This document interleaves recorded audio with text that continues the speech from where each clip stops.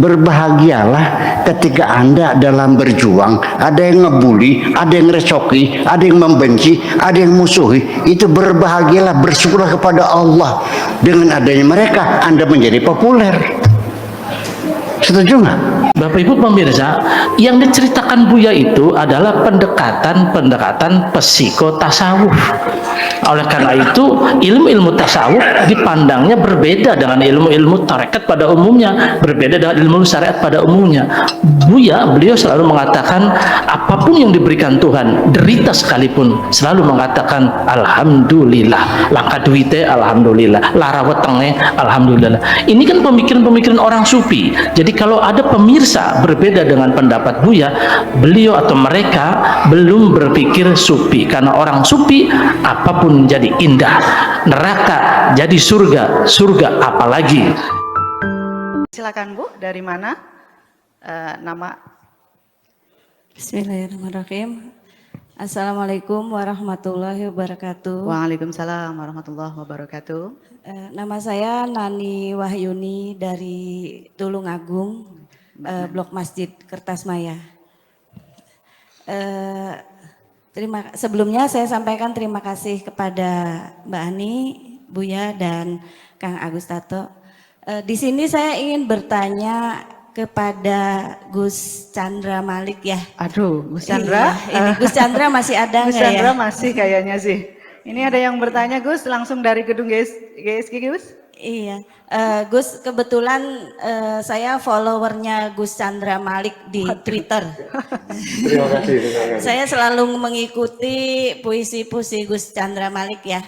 Yang terakhir diposting itu tentang aku adalah air yang mencintai api, yang rela didih demi secangkir kopi. Ini hubungannya dengan yang saat ini kita yang barusan Gus Chandra baca ya. Mungkin juga di sini kan tadi menceritakan tentang senyum teman-temanmu di hadapanmu itu. Seringai senyuman di hadapanmu itu adalah sesungguhnya sedang menunggu kejatuhanmu. Mungkin di sini saya mengambil menyambungkan begini.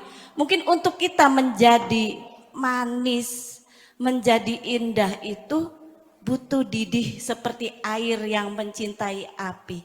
Demikian Gus, terima kasih. Ya. Iya. Mungkin langsung direspon Gus, itu pertanyaan dari Ibu Nanik. Ya, terima kasih. Terima kasih telah memfollow akun Twitter saya. Memang saya menggunakan sosial media untuk lebih dekat dengan siapapun yang memang bersama-sama mau saling mendekat. Cinta itu luka dan rindu itu perihnya. Jika cinta adalah kebahagiaan, mengapa rindu adalah penderitaan? Jadi memang sesungguhnya kita tidak bisa memisahkan antara kebahagiaan dengan penderitaan.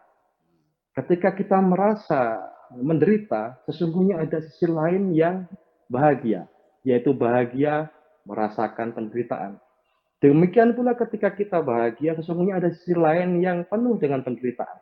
Seperti langit dan bumi berpasangan, seperti siang dan malam, seperti laki-laki dan perempuan, dan seperti engkau dan aku. Ya. Kita ini boleh merayu ya Bu ya? Waduh. Boleh. Ya, seperti itu puisi-puisi yang saya berusaha menuliskannya adalah puisi-puisi yang menghadirkan kemanunggalan bahwa sesungguhnya kita tidak pernah terpisah dari Tuhan, ya. Kita tidak pernah, karena kalaupun terpisah kita akan berada di mana? Kita menyatu dengan Tuhan dalam makna yang ya barangkali ya dengan makna kita masing-masing. Orang boleh memaknai bahwa puisi-puisi saya tentang cinta monyet boleh, atau cinta King Kong juga boleh. Ya, cinta yang sifatnya insaniah silahkan, cinta yang sifatnya ilahiyah pun boleh. Saya sangat percaya bahwa tiap-tiap manusia memiliki pendekatannya sendiri-sendiri dan pengalamannya. Jadi walaupun kemudian panjenengan nanti mengalami cinta yang didih, cinta yang dibakar oleh api, sesungguhnya didih itu menciptakan kehangatan yang barangkali tidak pernah ada dalam bayangan kita, Dan dengan demikian, ketika secangkir kopi itu hangat, apa yang akan kita lakukan? Kita akan rela kehangatan itu merasuki diri kita, menyatu dengan badan kita. Terima kasih kira gitu, Mbak Ani. Terima kasih Mbak Ani. Iya, Terima kasih. baik langsung direspon nih Bu Nanik dengan Gus Malik. Ternyata Gus Malik banyak followernya di sini, Gus. Iya. Belum apa-apa Bu ya. Iya. Bu ya, tadi Gus Chan ini mengatakan bahwa manunggal dan menyatu dengan Tuhan itu seperti yang Buya analogikan, orang yang selalu merasa bersama dengan Tuhan tidak akan takut pada apapun. Mungkin itu bisa ditambahkan Bu ya. Tadi saya tangkap cara berpikir yang begitu dinamis, ya, menghadapan bulan, berhadapan dengan bintang, siang dan malam, api dan air, itu ya memang seperti itu.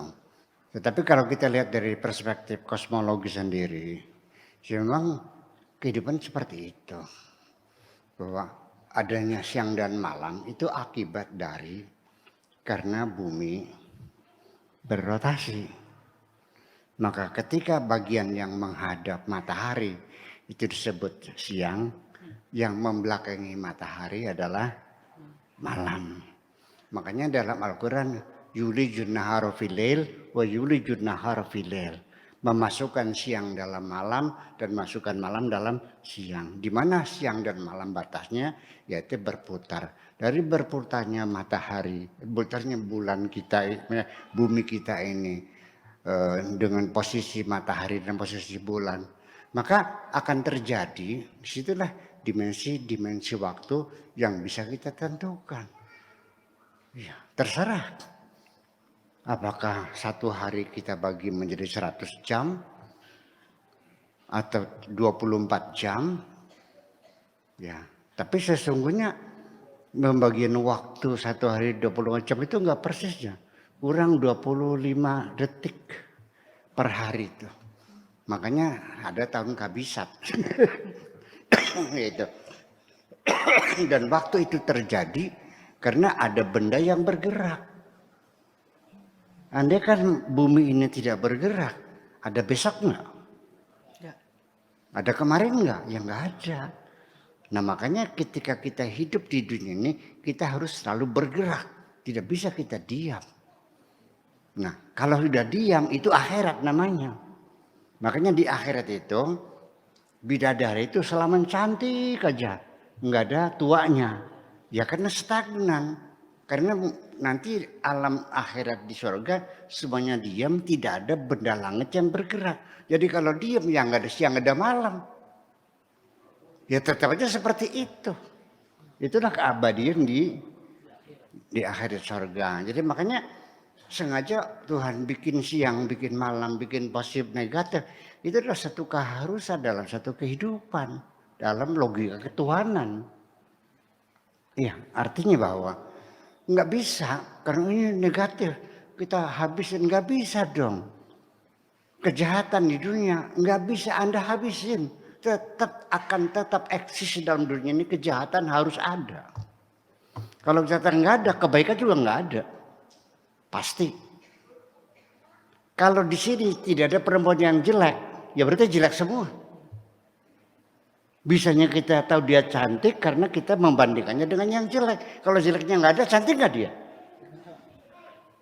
Maka kesolehan kita ini akan teruji ketika berhadapan dengan yang saleh. Makanya kita sebagai pribadi yang berpikir cerdas, berbahagialah ketika Anda dalam berjuang, ada yang ngebully, ada yang ngerecoki, ada yang membenci, ada yang musuhi, itu berbahagialah, bersyukurlah kepada Allah. Dengan adanya mereka Anda menjadi populer. Setuju nggak? Ketika Anda berjuang dan tidak ada musuh, kapan Anda menang? Menang itu ketika Anda punya musuh. Kalau nggak punya musuh, menang nggak? Menang melawan siapa? Musuhnya nggak ada. Maka ketika tidak ada musuh, terpaksa saya harus menciptakan musuh-musuh saya. Andaikan Tuhan tidak menciptakan keburukan, aku yang menciptakan keburukan. Supaya aku tampil baik. Itu kan logikanya seperti itu. Negatif dan positif ketika bertemu secara fisika itu saling menghancurkan. Positif menghancurkan negatif, negatif menghancurkan positif. Jadi jangan mencoba menghalang-halangi pertemuan positif dan negatif. Biarkan dia bertemu, pada saat saling menghancurkan, disitulah energi muncul, maka cahaya menjadi terang. Ketika dicabut positifnya akan mati dia. Atau negatif kita cabut, maka akan mulai menyala ketika dipertemukan positif dan negatif. Jadi hidup ini adalah pertemuan antara positif dan negatif. Terima kasih. Hidup